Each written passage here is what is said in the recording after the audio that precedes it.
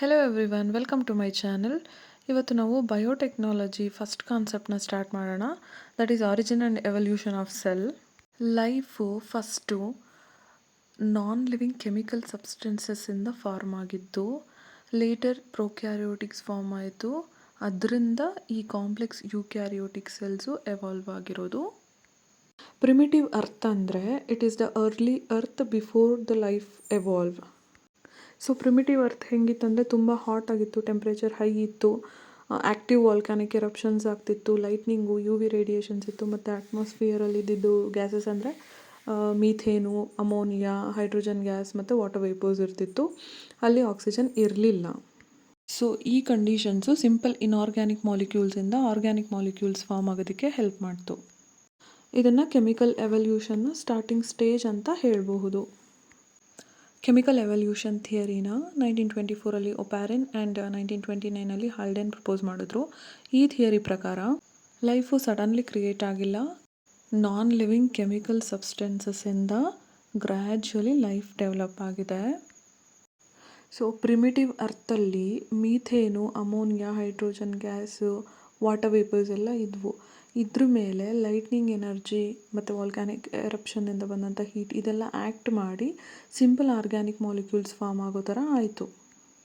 So example amino acids, sugar, nucleotides ಇದೆಲ್ಲ form ಆಯಿತು.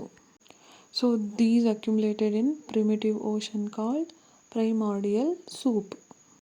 So next, these organic molecules are accumulated and organized into protocells.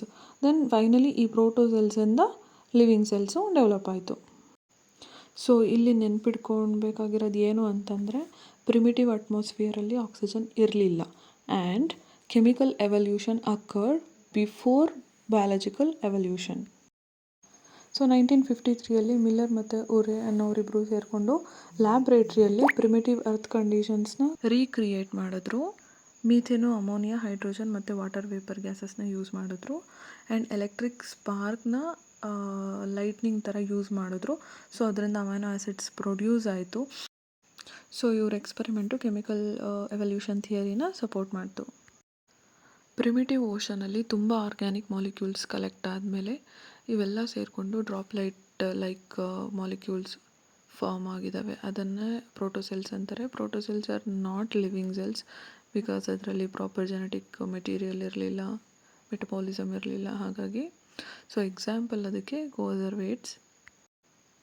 So RNA world hypothesis ಪ್ರಕಾರ RNA was the first genetic material.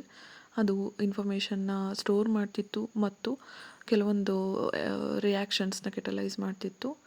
So ಅಂಥ ಕೆಟಲೈಟಿಕ್ RNAನ ribozyme ಅಂತ ಕರೀತಾರೆ.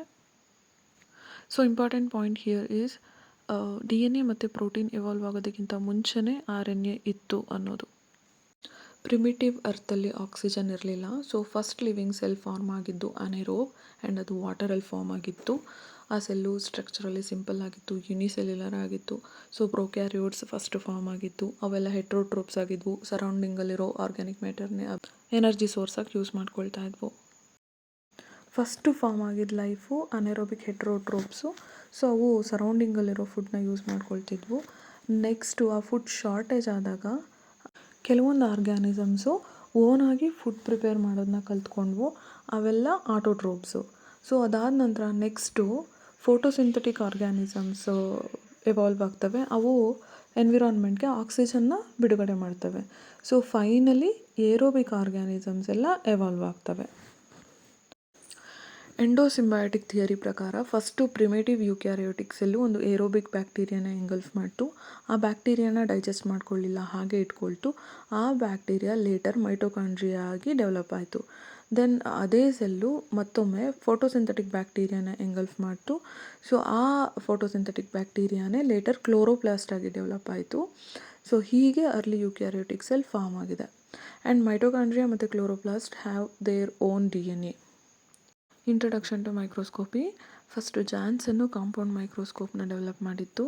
Next Robert Hooke ಕಾರ್ಕ್ನ observe ಮಾಡಿದರು ಮತ್ತು he coined the term cell. And Leeuwenhoek first living micro ಆರ್ಗ್ಯಾನಿಸಮ್ಸ್ನ visualize ಮಾಡಿದ್ದು in a simple microscope. He used so many samples like pond water ಮತ್ತು dental plaque sample ಎಲ್ಲ use ಮಾಡಿದರು. And electronic ಮೈಕ್ರೋಸ್ಕೋಪ್ನ develop ಮಾಡಿದ್ದು Ruska. So ಇನ್ನು ಸ್ವಲ್ಪ additional information ಹಾಕಿರ್ತೀನಿ, you can go through this.